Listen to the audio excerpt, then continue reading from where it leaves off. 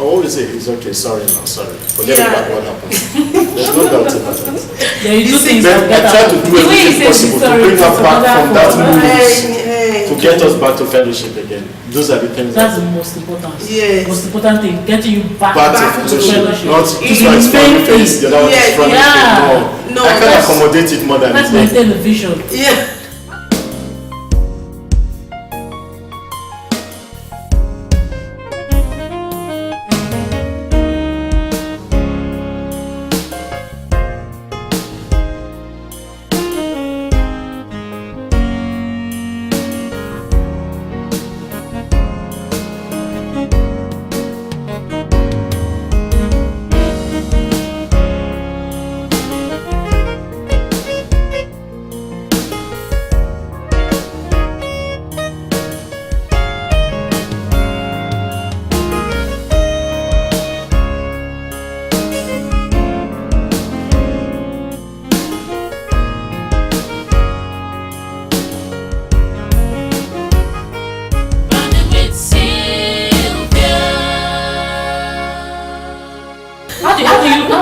Okay, now you have 4 kids, and with children and so many people in the house, it's not like sex is not like when you are alone before kids, before houses. When you're alone before kids, because you can do anything you want, anywhere. But when kids start coming and there are people in the house, you now have to be careful.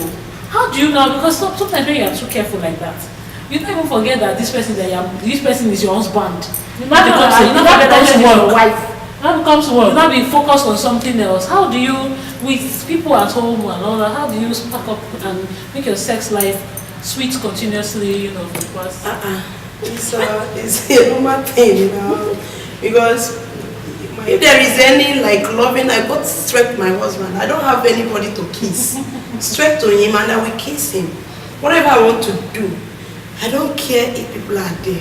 Yeah, I will do. No, he is a shy type. When with your, not with shy. My owner is not this kind. I'm behaving myself most times. See the definition of the shy. Behaving myself. Behaving myself, not shy. I like that definition. That's my new line now. I'm not shy. I like behaving myself. Concerning situations like that, and thank God we'll be right from the onset, we live in a big apartment. And keep them busy. And if there's anything I want to do with my husband, we on our room. We'll be in our room and we do whatever. Because I noticed so many couple after children, the sex life begins to wane. No. One of the things that helps sex life, that helps the emotional part of it, I'm not this kind of man. She has always sing it like song. I'm not this kind of man that allow the woman to do most of the job in the house. I cook, I wash plates, there's nothing like that. That helps a woman. So that's a long way in helping her get ready, not warehouse. Yes, it's true. Because when I see in the kitchen, me, I'm beating the children. She beating the children when I'm in the kitchen. Wow. That is true. So your husband is an angel. I'm doing one thing. He's an angel. So you won't stress her out. Neither will you stress him. So everybody will see you prepared. That is good. So you don't take the excuse to tell your husband that I'm tired. Never was your excuse to say, he is the one that will say tonight at 9. Everybody he's here. Whenever I want to have sex with him, I'll send him a message. If he's not around, I will send him a message. To prepare him? Yeah. That's needed. So I have to be fast with whatever I'm doing. And if he returns home and see me doing some work, he will join me to be fast. And we bed together. Right from the very first day. Ignites so good. I like this. From the very first day we got married till tomorrow. You bed together? We bed together. Yes. Are you married? We bed in the morning together, we bed in the evening together. Except when maybe she's busy and I'm hurrying to work. Yeah, he's hurrying to work. The other hand, So that's like a tradition in the It's like a family. tradition. Live together, We eat ate together. That's a In good the way of same keeping place. sex alive. You were saying you had to your church. How did you come out of that? Let me answer that. I'll be the best position to answer that. She saw me attending Heritage, and she liked the Heritage church. Assembly. And we were close, we were good friends. She liked the church. Then when we got into marriage, she stopped liking the church. Why? That this is where I've always been, and this is where I really belong. I want to. And I said, well, no problem. So when we leave home in the morning, I will drop her in the church. Me, I will come to Heritage. Are you serious? She closes So on time. initially, both of you were not attending the same church. Just a few weeks. She closes first. She closes on time. And when she closes, What church was she attending? St. Patrick's. Okay, Catholic. When they close before us. And yeah, we're living in Sapele. I'll drive down to Otubu. I'll drop her at one Sapele church where they send Patrick's. St. Patrick's, they call it. No, St. Gabriel. Okay, St. Okay, Gabriel. yeah. So she closes early. So when she closes, she feels reluctant to go back to the house. She will want a situation where, as she's closing, I will come back and carry her to the house. So whenever she gets back to the house, she's not happy. And I start saying it. I don't know what to do. How do you want me to? I thought, hey, because you liked it before, but now that you are married to me, you should attend the same church with me. Me, I wasn't ready to compromise when it comes to going to church. And I felt, man, where I'm going now is the best place to be as a Christian, for you to grow and to know more about God and to get close to God. So I said, well, this is where I will be attending. I can't, because of you, go back to Catholic church. Because I've always made it clear to her. Even when we were planning to get married, she told me to tell her father that I attend Catholic, because that's the only way they will accept me. When I got there, I refused. I said I attend somewhere else. And she felt disappointed, but what will you go tell? I said, I will tell them the truth. Yeah.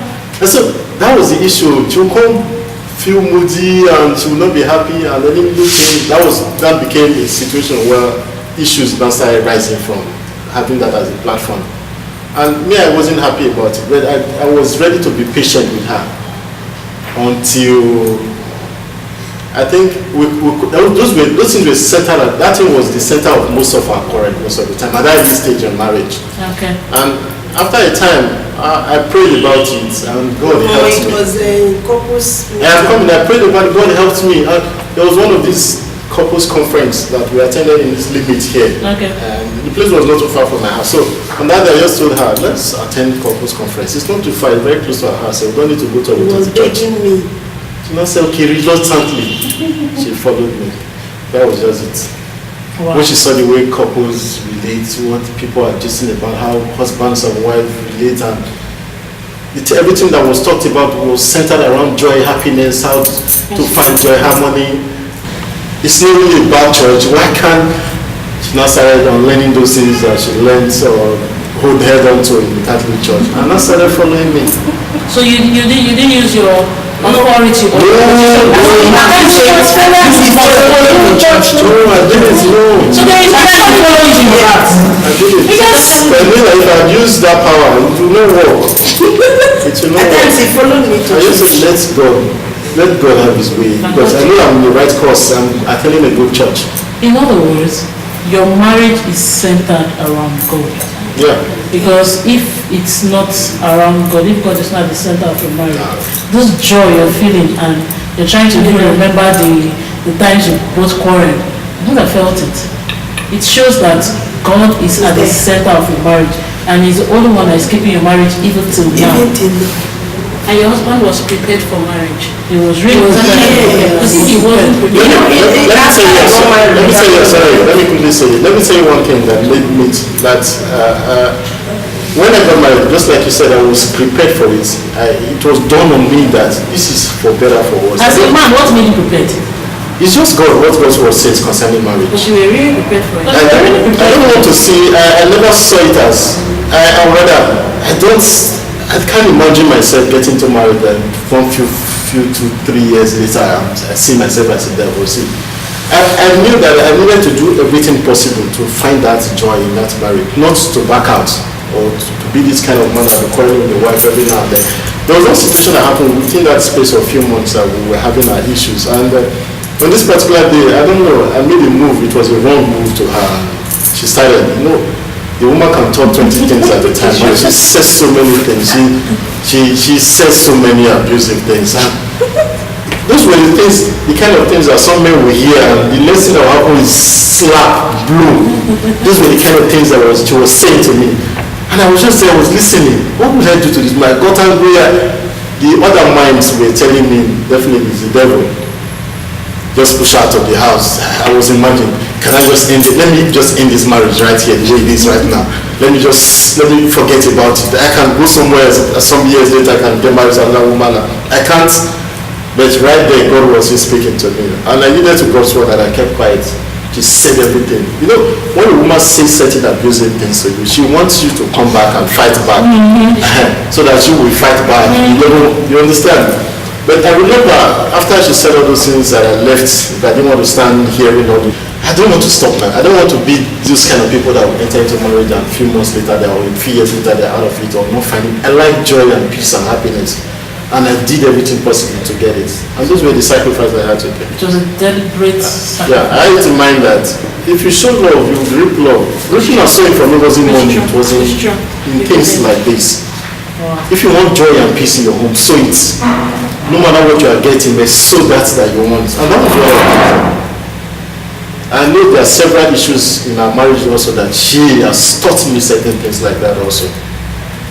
That's one. So in general, one, you have to be prepared for marriage. Yeah, be prepared for You don't just go into marriage because of your age. No. For what you're going to get. For your It's always about giving, not receiving. Your friend is getting married. You have to be prepared for marriage.